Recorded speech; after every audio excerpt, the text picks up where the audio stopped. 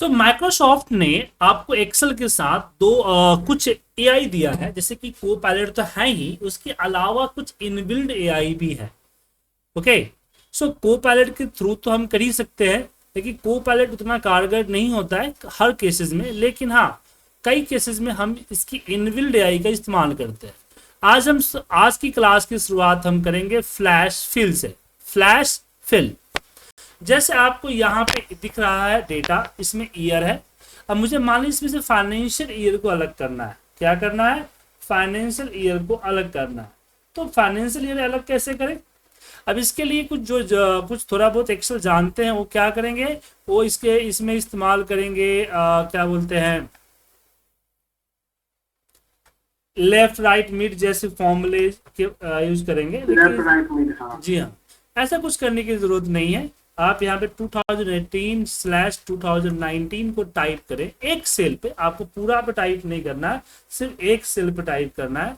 और फिर आपको शॉर्टकट यहाँ लिखा है फ्लैश फिल का कंट्रोल ई, या फिर इस कंट्रोल ई को आप यूज करें, कंट्रोल ई, और देखें कि कुछ ही सेकेंड्स में आपका जो है पूरा का पूरा डेटा नीचे आ। दूसरे एग्जाम्पल समझाते हैं आपको, जैसे कि यहाँ पे मेरे पास नाम है, अब मुझे इसमें से फर्स्ट नेम लास्ट नेम अलग करना।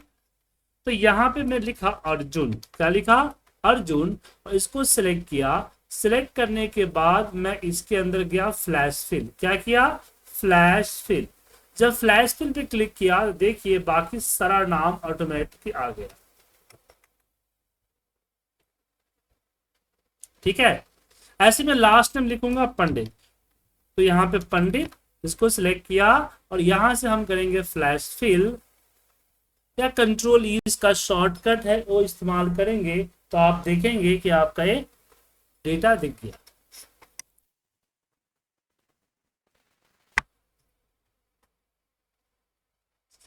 ठीक है, तो आप इतना समझ में आपको आया कि हमें जो अलग करना है, जैसे यहाँ पे डेटा डाला है, जो भी आपको चाहिए अलग चाहिए या फिर इसी को जोड़ना है, तो उसके लिए आपको टाइप करना है। एक को टाइप करेंगे, उस एक को टाइप को देख के आपका जो एआई है खुद ब खुद समझ जाएगा, और समझ के आपका डेटा अलग कर दे। ठीक है, जैसे कि यहां मुझे नंबर का फॉर्मेट इस तरह से चाहिए था कि 9056235890, मतलब कि पहले के बाद मुझे स्टार लगाना था। क्या करना था? पहले के बाद स्टार लगाना था। हमने एक सेल में टाइप कर दिया। अब इसके ऊपर कर्सर रख के यहां आके हमने फ्लैश फिल का इस्तेमाल किया। फ्लैश फिल इस्तेमाल करते ही देखिए ऑटोमेटिकली सेम फॉर्मेट में नीचे तक आ गया। तो फ्लैश फिल में कोई कंफ्यूजन है आप लोगों को?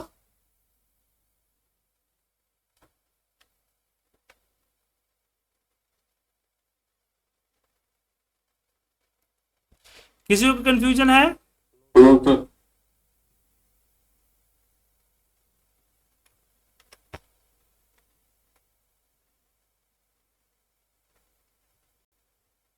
चलिए कुछ और एग्जांपल देखते हैं।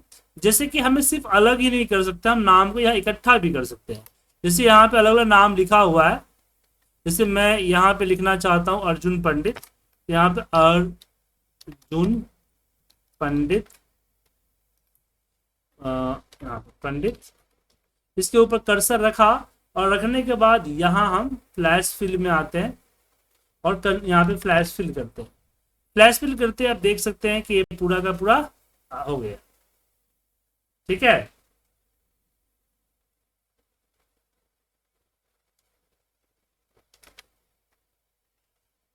उसी तरह से यहाँ पे अब इसकी प्रॉब्लम को समझिए। मुझे मिडल नेम अलग करना है।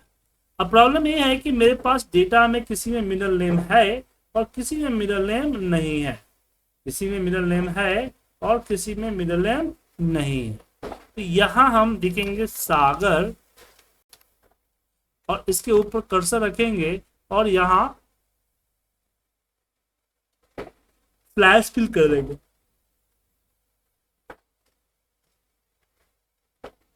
ठीक है सर, तो इसमें प्रॉब्लम हो गई। जैसे कि बलदेव सिंह है तो सिर्फ बलदेव दिया।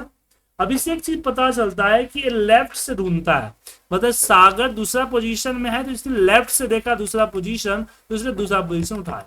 अगर राइट से देखता तो यार राम उठाता, बट ये लेफ्ट से देखता है इसलिए यहाँ पे बलदेव उठाया।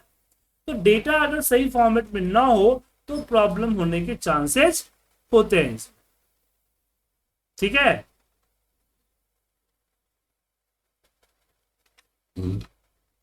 क्लियर है?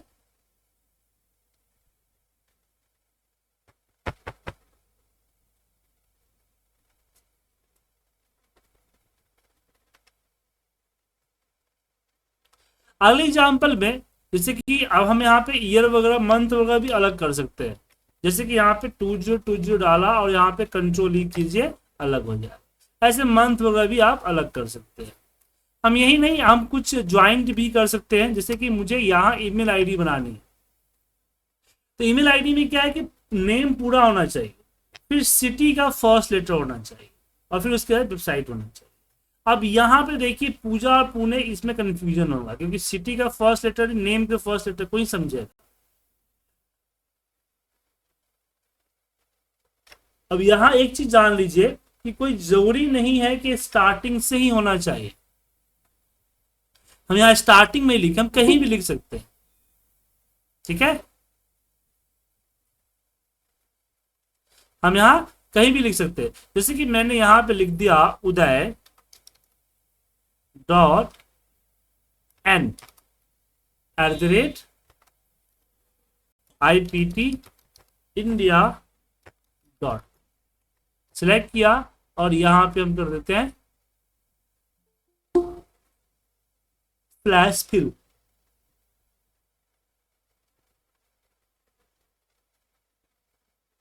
आ गया सर? तो आप कहीं भी लिख सकते हैं।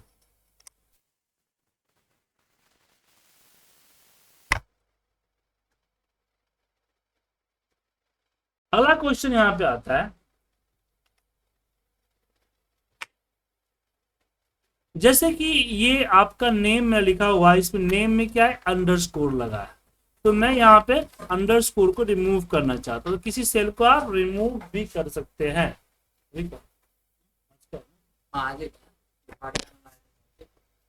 इसको सिलेक्ट किया और यहाँ पे करते हैं फ्लैश फिल। ठीक है,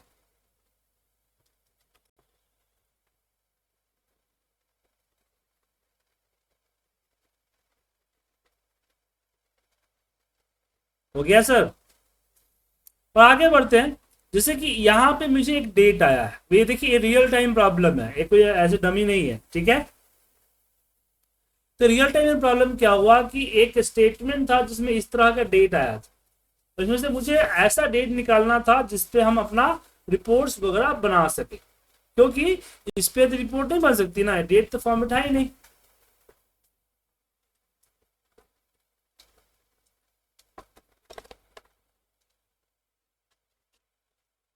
ठीक है, तो ऐसे केस में मैं यहाँ पे डेट लिखता हूं कि 14/March/2024 सिलेक्ट किया और ये देखिए यहां से आप कर दीजिए फ्लैश फिल। हो गया सर? डेट एग्जैक्ट आ गया। अगले एग्जाम्पल में बात करें, जैसे मुझे नाम को ज्वाइन करना है लेकिन विथ कॉमा और लास्ट टाइम पहले और अलग, जैसे टोनी स्टार्क। मैं उस दिन जो एग्जाम्पल बनाया तो सर देख रहा था, स्टार वार ये दिख रहा था, एवेंजर देख रहा था, तो मैं नाम डाल दिया टोनी स्टार्क। अब यहाँ पे कंट्रोल ई कर दीजिए तो क्या आ गया। उसी तरह से अगर हम यहाँ देखें, अब इसमें एक दो तीन चीजें हैं, सो जान लीजिए।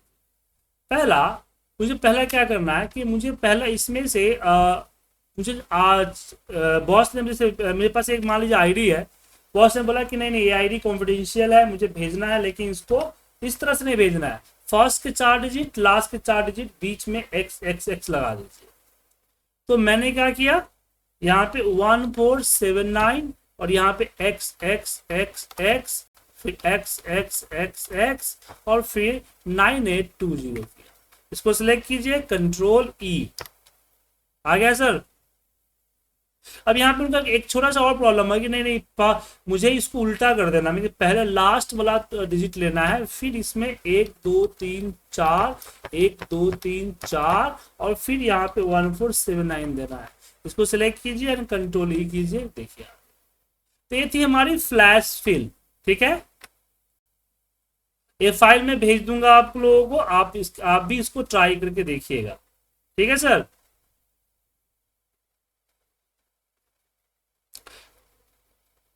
अच्छा, फाइल जो है कुछ लोगों को व्हाट्सएप से डाउनलोड करने में प्रॉब्लम होती है, जैसे कि कल बता रहे थे, तो मैं आपको जो है क्लास के दौरान इस पे मीट पे भी भेज दूंगा, ठीक है। तो जो लोगों को प्रॉब्लम हो रही है, लेकिन मीट पे प्रॉब्लम ये होती है कि क्लास के दौरान ही आपको मिलेगा।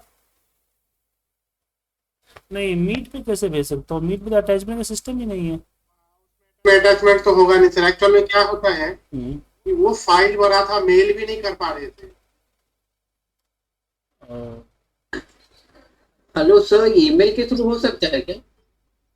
पर सर ईमेल के थ्रू मैं वीडियो नहीं भेज सकता सर, क्योंकि मेरी भी प्रॉब्लम है ना, क्योंकि एक एक दिन की वीडियो जो होगी आपकी तकरीबन कुछ जीबी की होगी, या मान लीजिए 500-600 MB का होगी। तो 8-10 दिन में वो 8-10 दिन में ज्यादा मैं लेते नहीं है। 8-10 दिन के अंदर ही मेरा ईमेल बढ़ जाएगा ना, क्या। सर मेरा अभी प्रॉब्लम क्या है, मैं जो ऑफिस का लैपटॉप यूज करता हूँ ना। हेलो। हाँ, सुन रहा हूँ। हाँ, तो अभी मेरा लैपटॉप ऑफिस का है, तो वो लोग ने सभी एक्सेस निकाल दिया है। तो मान लीजिए फाइल तो अगर मैं आपको मेल पे भेजूँ तो मेल से कैसे ले लीजिएगा, बताइए। वही मैं ऑप्शन तो क्या कोई ऑप्शन है? क्योंकि मेरे को ये अपना जो व्हाट्सएप का लिंक है ना, डिवाइस में लिंक नहीं कर सकता हूँ। और कोई ऑप्शन है जहाँ पे मैं वीडियो में देख सकता हूँ?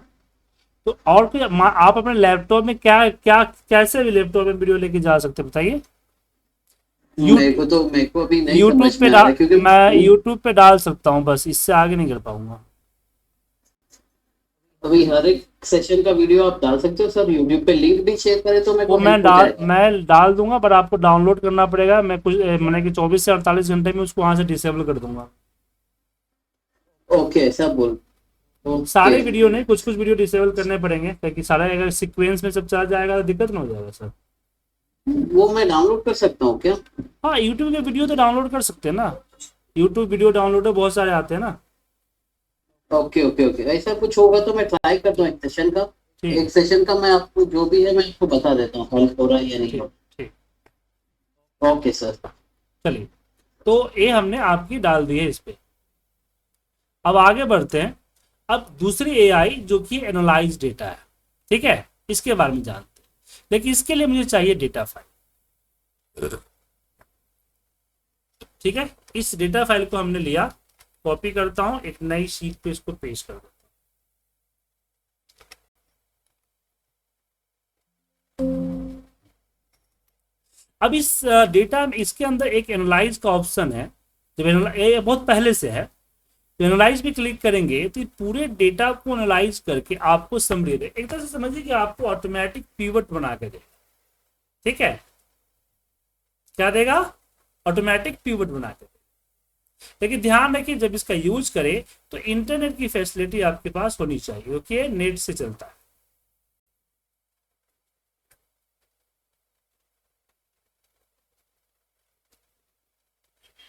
Hello sir.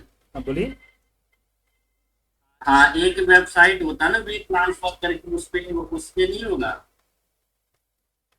वी ट्रांसफर, हाँ, उस पे जाके आप फाइल अपलोड करते हो, लिंक अब आ देखना जाता है, पड़ेगा। हर तो वो फाइल लिंक भेज दोगे तो हर कोई भी फाइल डाउनलोड कर पे लेगा। करना थोड़ा मुश्किल हो जाएगा ऐसा, क्योंकि लास्ट क्लास होती है, किसी रात में हवड़ाया छोड़ा चला गया, थका हुआ रहा तो नहीं हो पाएगा ना सर, इसलिए तो मैं व्हाट्सएप पे होता हाँ, है, ये भेज भी है। देता हूँ ना, तो नहीं नहीं, एक्सटर्नल है। वैसे मुझे तो कोई दिक्कत नहीं, मैं तो व्हाट्सएप पे भी कर लूंगा, मुझे कोई दिक्कत नहीं।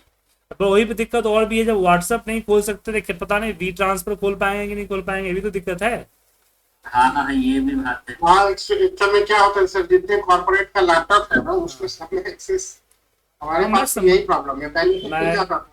मैं इस लेकिन आजकल बिल्कुल ही नहीं मैं इस मैं तो खैर समझता हूँ। पर्सनल पे ही लेता हूँ, लेकिन पर्सनल पे ना हर चीज में प्रॉब्लम आती है, थोड़ा स्लो हो गया या ओपन नहीं हो रहा है तो थोड़ा सा ये दिक्कत। देखिए तो एनालाइज में देखिए आपके सामने ऑप्शन आया, दिख रहा है। तो एनालाइज में क्या किया, इस डेटा को एनालाइज करके आपको कुछ हद तक की जो बन सकते थे उन्होंने बना के दे दिया। और बिल्कुल इसी तरह का एक प्रोजेक्ट मैंने भी बनाया है पाइथन में, समझे। यहाँ देखिए बताते हैं। दिख रहा है, ये कोडिंग मैंने की है, ये कोडिंग आपको भी सिखाऊंगा। तो यहाँ पे मैंने अपना डेटा फाइल अभी तो फिलहाल मैंने ऐसे डाला हुआ है, बट एक ब्राउज सिस्टम हो जाएगा, एक EXE की तरह बन जाएगा।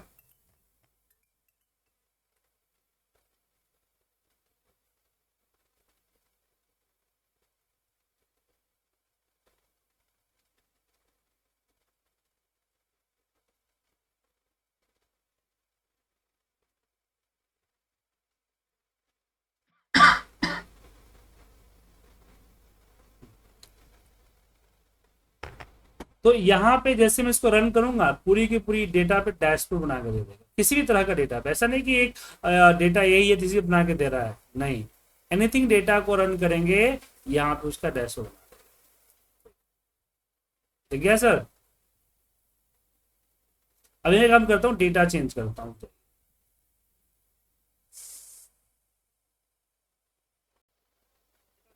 कहाँ से उठाएगा सर ये डेटा जो दूंगा यहाँ पे पाथ दिख रहा है ना, जो डेटा? अच्छा, ये डेटा हमने डाला है, पाथ आपने लगा दिया इसे। जी जी बिल्कुल।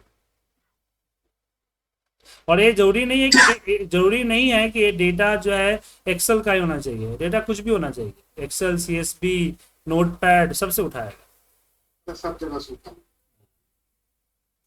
इसमें और चीजें भी हो इंक्लूड होंगे। तो देखिए क्या है ना सर कि कोडिंग करने में टाइम लगता है ना सर, और मुझे टाइम की मेरे पास होती है कमी, फिर भी मैं थोड़ा सा टाइम निकाल के इस तरह का R&D करते रहता हूँ। सर एक क्वेश्चन था। बोलिए हेलो। बोलिए, सुन रहा हूँ। हाँ सर, सर भी अपन शेयर मैं अभी मैं कंपनी ना शेयर पॉइंट का डेटा यूज कर, शेयर पॉइंट से हम लोग डेटा डाउनलोड करते हैं। बोलिए, सुन रहा हूँ। सर मेरी आवाज आ रहा है? बिल्कुल आ रही सर। ओके। तो ये मैं ना शेयर पॉइंट से डेटा डाउनलोड करता हूँ, जब मैं इसको पीवट करता हूँ, वीलुकअप, सॉरी पीवट नहीं, वीलुकअप जब करता हूँ तो ना एक सेल में कॉर्नर में ग्रीन कलर का एक रेक्टेंगल एरर आता है। वो एरर की वजह से मुझे वीलुकअप नहीं होता है, NA आता है मुझे, तो उसको कैसे फिक्स करना है? अगर जब वो डेटा को नॉर्मल कर लेते हैं तो नहीं आता है, नहीं, शेयर पॉइंट से हटा देते हैं तो। शेयर पॉइंट से ही मैं डेटा पुल करता हूँ, क्योंकि हम लोग कंपनी शेयर पॉइंट में अपलोड करते हैं। एक काम जो भी कीजिए, है आप एक काम कीजिए ना, वो डेटा को डाउनलोड करके नॉर्मल फाइल में सेव कर लीजिए, फिर ही आप लगाइए। अगर फिर भी एरर आ रहा है इसका मतलब कि कुछ फाइल या डेटा में प्रॉब्लम है। अगर एरर नहीं आ रहा है इसका मतलब कि शेयर पॉइंट में प्रॉब्लम है। ओके, ठीक है ना। तो वो भी क्या स्पेस प्रॉब्लम होगा और क्या प्रॉब्लम होगा? हाँ, स्पेस प्रॉब्लम हो सकता है, स्पेस प्रॉब्लम हो सकता है, पाथ का प्रॉब्लम हो सकता है, इसलिए पाथ में ही प्रॉब्लम होगा। आप उसको ओपन विद ऐप नहीं करके, ओपन नॉर्मल उसको ओपन करके अदर जगह पे उसको रखे, फिर काम करिए, उसको सारा फॉर्मूला लगेगा। देखिए यहाँ पे मैंने एक अलग डेटा चेंज किया, देखिए दिख रहा है आपको। और इसको रन करता हूँ, देखिए यहाँ पे आ गया total load, total connections, total bill, total day आ गया, total load by application, total load by application, total bill type. और पता है हर बार ये अलग रैंडम देगा, हर बार जो है अलग अलग देगा। अगर मैं दोबारा रन करूंगा इसको तो कुछ और देगा फिर। ठीक है, यहाँ पे देखिए टोटल यहाँ पे आ गया कमीशन बाय टाइप, आ गया ना सर, ये रैंडम देगा यहाँ। और यहाँ पे डेट वाइज टोटल, यहाँ पे लोड ट्रेंड बाय डेट आ गया, समझे। तो एक तरह से डैशबोर्ड बना देता है किसी भी तरह का डेटा। सेम उसी तरह से ये भी है कि इस डेटा को एनालाइज करने के बाद एक जितने तरह के डिस्कवर होते हैं ना इनसाइट्स, वो देते हैं। जैसे यहाँ पे दिख रहा है आपको, दिख रहा है, दिख रहा है। इसके बाद मोड 13 है, यहाँ पे मोड 13 भी आप यहाँ से ले सकते हैं। इंसर्ट, आप सिर्फ इंसर्ट चार्ट करेंगे तो देखिए चार्ट इंसर्ट, और जहां पे इंसर्ट पिवट या पिवट चार्ट होगा तो वहां पे पिवट टेबल भी इंसर्ट करेगा। पिवट चार्ट होगा तो एक नया पिवट टेबल लगा के उसको चार्ट। अब ऐसा पॉसिबल नहीं है कि आपके इसमें जो चीजें आपको जरूरत हो, और आपको कुछ अलग चीज चाहिए। मुझे चाहिए total size by quantity, size by quantity. तो यहाँ आप लिख सकते हो, तो लिखने का एक तरीका है, यहाँ पे कुछ भी ऐसे नहीं लिख सकते, यहाँ आपको लिखना पड़ेगा एक तरीके से। जैसे हमने लिख दिया कि total quantity bye size in table, ठीक है। अब इसको रन करेंगे तो देखिए इंसर्ट पिवट टेबल, एक नई सीधे पिवट टेबल इंसर्ट कर। अब मुझे यहाँ पे टेबल एंड हमने कर दिया यहाँ पे बार, आ गया सर। इसमें पिवट टेबल भी लग गया और बार चार्ट भी लग गया। तो यहाँ लिखने का तरीका क्या है, पहले आपको लिखना है अपना कैलकुलेशन कि आपको क्या करना है, सम करना है, काउंट करना है। टोटल में सम भी ले लेता है,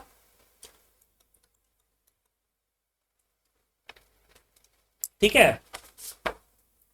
जैसे मुझे यहां पे चाहिए क्वांटिटी का टोटल और एमआरपी का एवरेज। यहां पे लिखा टोटल क्वांटिटी एंड एवीजी, यहाँ पे एवरेज भी लिख सकते हैं, एवरेज भी लिख सकते हैं, एवरेज ऑफ एमआरपी बाय। अब यहाँ पे बाय लिखना है, बाय क्या चाहिए मुझे, तो मुझे चाहिए ईएमपी, ईएमपी एंड अगर 2 चाहिए तो ईएमपी एंड हमने यहाँ पे क्या कर दिया, मंथ कर दिया, ठीक है। अब इसको रन कीजिए। तो कैसे लिखना है आपको, यहाँ पे अपना पहले लिखना है कैलकुलेशन, टोटल सम, अगर 2 है तो एंड लगा दीजिए, ठीक है। जैसे मुझे एवीजी एमआरपी, उसके बाद आपको लिखना है बाय, फिर आपका जो लेजेंड फील्ड है जिसकी मैंने लिख दिया प्रोडक्ट, प्रोडक्ट इन। अब आपको फॉर्मेट देना है कि टेबल चाहिए, बार चाहिए, पाई चाहिए, समझे। जैसे कि मैंने लिख दिया कॉलम में, चलिए स्पेलिंग मिस्टेक है, कॉलम में, तो यहां आपको आ जाए। अब यहां कुछ भी लिखने से नहीं समझेगा, बात समझ में आया, कुछ भी लिखने से नहीं समझेगा। तो ये हो गया आपकी एनालाइज डेटा। क्या हो गया, एनालाइज डेटा। समझ में आ गया एनालाइज डेटा कैसे यूज करना है। तो 2 एआई समझ में आ गया, एक फ्लैश फिल और दूसरा एनालाइज डेटा। इसमें कोई कंफ्यूजन। अच्छा, ये दोनों फीचर जो है आपको नया एक्सेल पे मिलता है। अगर आपके पास पुराना एक्सेल है, 13 16 जैसे पुराना एक्सेल है, तो उसके अंदर में आपको दिखेगा यहाँ recommended pivot table. Recommended pivot table analyse की तरह ही है, आपको इसको समझ के आपका डेटा इस पे पिवट टेबल देता है। बट एक छोटी सी प्रॉब्लम है कि जैसे पिवट आपको देगा, ठीक है, चार्ट वार्ट इसमें नहीं देगा, आपको पिवट देगा सिर्फ। दूसरी प्रॉब्लम क्या है कि इसने जो समझ को दिया सो दिया, आप इसके अंदर कोई अपना इनपुट नहीं दे सकते। क्या नहीं दे सकते, कुछ भी इनपुट नहीं दे सकते आप, ठीक है। तो तीनों चीज समझ में आ गया, कोई दिक्कत। अब हम बात करते हैं कोपायलट पे। कोपायलट भी एनालाइज की तरह ही वर्क करता है। तो ये क्या करता है कि आपको करके भी देगा और सॉल्यूशन भी देता है। बट इसके लिए आपकी जो डेटा फाइल है वो होना चाहिए किसके ऊपर, वन ड्राइव के, ठीक है। ये आपके लोकल पीसी के डेटा पे वर्क नहीं करता है, बात समझे, लोकल पीसी के डेटा पे वर्क नहीं करता है। देखिए वन ड्राइव का सेल्स डेटा है, इसको ओपन करता हूं, इस पे काम कर, डेटा आ गया, इस पे जो है हमारा एनालाइज जो है काम करेगा।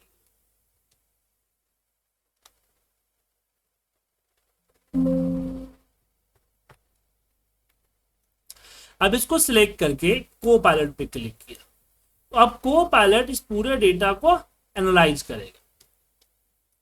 अब यहां पे एक में रुक जाइए, क्वेश्चंस के लिए बोलेगा। कोपायलट थोड़ा सा स्लो चलता है, ध्यान रखिएगा।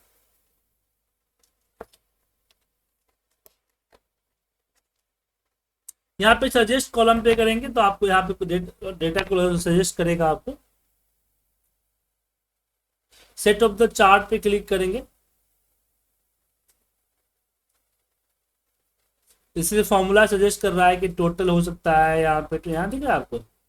इंसर्ट कॉलम कर देंगे तो ये आपका कॉलम यहाँ इंसर्ट कर दिया, टोटल प्रॉफिट का कॉलम इसने इंसर्ट कर दिया। ओके, इस तरह से चीजें इंसर्ट इसमें कर सकता है। इसमें हम अपना इनपुट भी दे सकते हैं, आस्क क्वेश्चंस, ठीक है आपको यहाँ पे।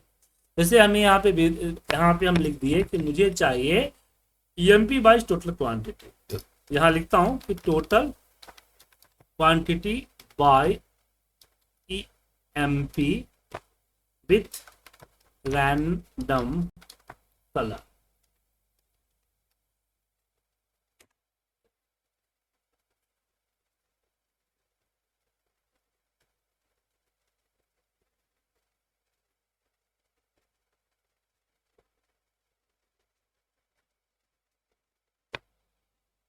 ये थोड़ा स्लो चल रहा है ना,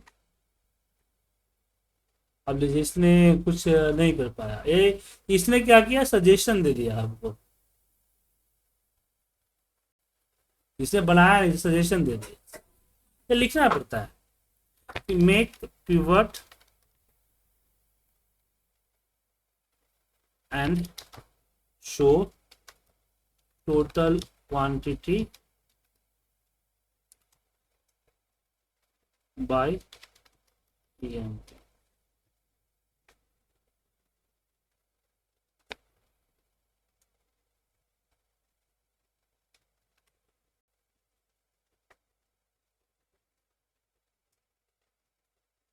ठीक है सर।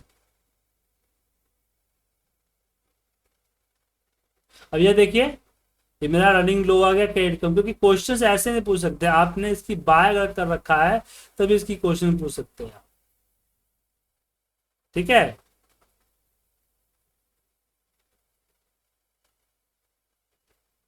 ऐसा सवाल इसमें पूछ सकते थे, पेड है, ऐसा नहीं कि फ्री है, पेड वर्जन। अब यहाँ पे मेरा क्रेडिट कम अपना पिवट लगा देता है। तो कोपायलट का यूज भी आप कर सकते हैं इसमें, जैसे how many product in Excel, इस तरह से आपको ये डेटा में से खोज के बताता है। बट मेरा इसमें बाय करना पड़ेगा, ऐसे नहीं कि फ्री है, इनबिल्ड है आपको एक्सेल में तो फ्री है, नहीं, इसका अलग से पेमेंट करना पड़ता है, अलग से इसको बाय करना पड़ता है। भाई आपको फॉर्मूला देगा, कई बार लगा भी देगा और कई बार देगा भी। देखिए जहाँ पे कर्सर था उसे देखो फॉर्मूला लगा। तो इस तरह की चीजें आप पूछ सकते हैं। लेकिन अभी एक तरह से एक गधा प्रसाद की तरह है, वो आपको चीजों को अपने ढंग से समझाना होगा तभी समझेगा, अदरवाइज नहीं समझेगा, ठीक है। समझ में आया? कोई कंफ्यूजन?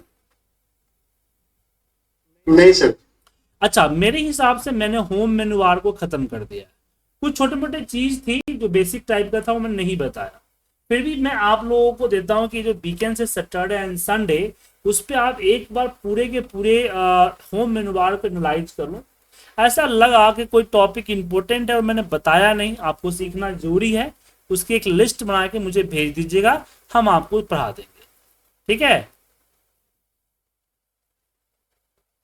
तो एक तरह से ये भी हो जाएगी कि आपकी रिवीजन भी हो जाएगी। कोई टॉपिक अगर सारे टॉपिक को एक एक करके देखेंगे तो रिवीजन भी हो जाएगी, और कोई टॉपिक बचेगी भी नहीं, सारी कवर हो जाएगी।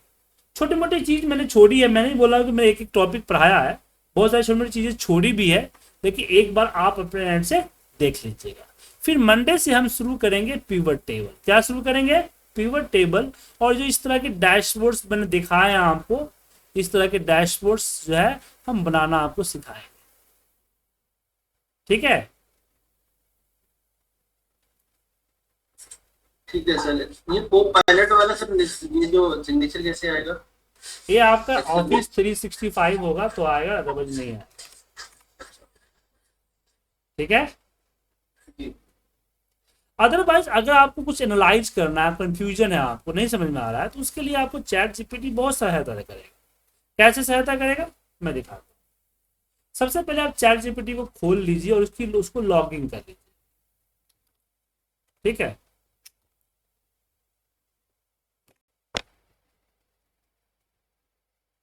आया। अब आप अपने डेटा का पूरा हेडिंग उठा लीजिए यहाँ से, और यहां पे इसको पेस्ट कर दो। ठीक है सर, पेस्ट कर दिया। पेस्ट करने के बाद लिखिए I want to make analysis report this data.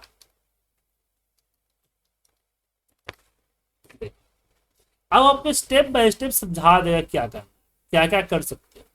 सबसे पहले से कॉलम ओवरव्यू हुआ, ठीक है, एक एक कॉलम को इसने ओवरव्यू किया।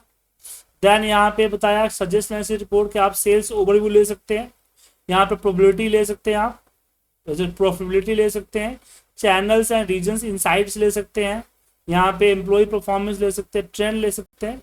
विजुलाइजेशन इंक्लूड में बता रहा है कि बार चार्ट जो है आप सेल्स बाय रीजन, इस पे बार चार्ट ले लीजिए, इस पे लाइन चार्ट ले लीजिए, ठीक है सर। और इसको आप एक्सेल, पावर बीआई, पाइथन, पांडा मैटप्लोट्लिब के थ्रू आप बना सकते। ओके, ठीक है। तो ये आपको समझा देगा, इसके बिहार पे करेंगे, हम करना भी सिखाएंगे आपको, डेटा चैट जीपीटी से डेटा को एनालाइज करना भी सिखाएंगे आपको, चिंता मत कीजिए, ठीक है। तो उससे पहले जो मैंने आज काम दिया वो कर लीजिए। आज इतना ही, मिलते हैं अगली क्लास में मंडे को, ठीक है। Okay sir, good night. Good night.